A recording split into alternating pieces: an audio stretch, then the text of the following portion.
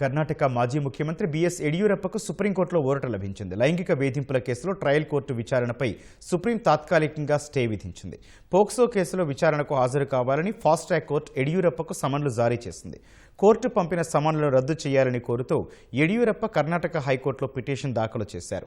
యడియూరప్ప పిటిషన్పై హైకోర్టు కొట్టివేయడంతో ఆయన సుప్రీంకోర్టును ఆశ్రయించారు.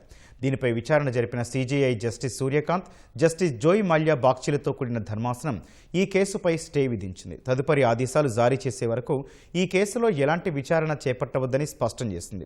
ఓ సాయం కోసం యడియూరప్ప ఇంటికి వెళ్లగా తన 17 ఏళ్ల కుమార్తెపై ఆయన లైంగిక దాడి చేశారంటూ బాధితురాలి తల్లి ఫిర్యాదు చేసింది. దీంతో యడియూరప్పపై గతేడాది పోక్సో కేసు నమోదైంది.